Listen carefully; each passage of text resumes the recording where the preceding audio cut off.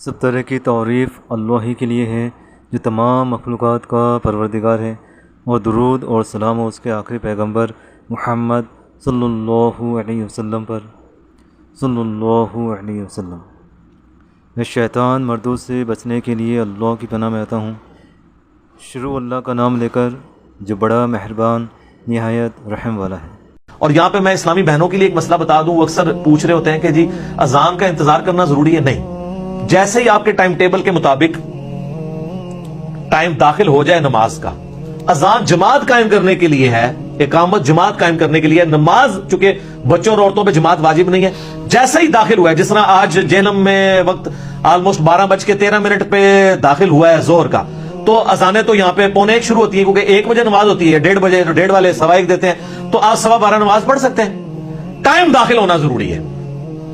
تو یہ ایک شرعی مسئلہ میں نے بتا دیا۔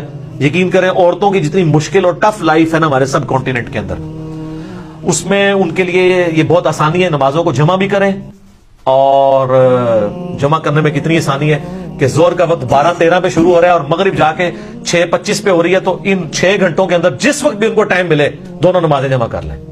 اور مغرب 6:25 پہ اگر مغرب شروع ہو رہی ہے اور فجر کا وقت جو ہے وہ صبح آلموسٹ کتنے بجے داخل ہو رہا ہے جی؟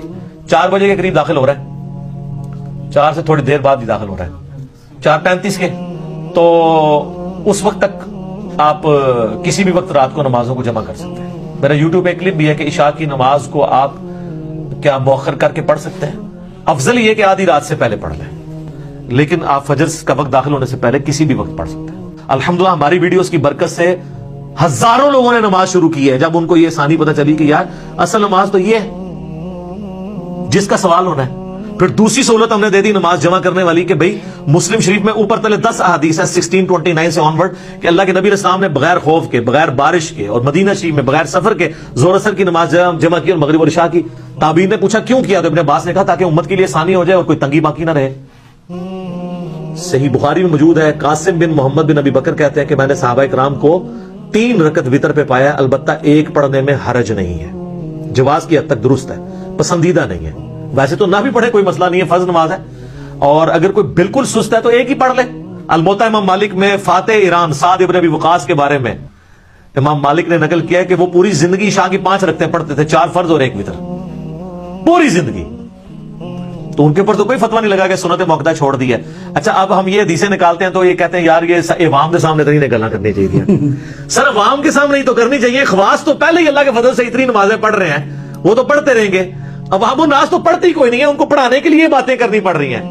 یا تو کہ میرے کہنے سے لوگوں نے تہجد اشراق چاہ چھوڑ دی ہو، یا میں نے خود چھوڑ دی ہوئی ہو، پھر تو آپ کو بلیم کریں۔ اور اگر کوئی چھوڑ بھی دیتا ہے تو اس کے اوپر کوئی اس طرح کی گرفت تو نہیں ہے، لیکن جو نہیں پڑھ رہے، مجھے کئی لوگوں نے یعنی خود رابطہ کر کے کہا کہ جی ہمارے گھر والے نماز نہیں پڑھتے تھے، جب سے پتہ چلا تو یہ نماز شروع کر دی ہے کہ یار فرض رکھتے ہی پڑھنی ہے۔ پھر آہستہ آہستہ کئی لوگوں نے کہا، آہستہ آہستہ پھر خود سنت کا بھی شوق پیدا ہوا۔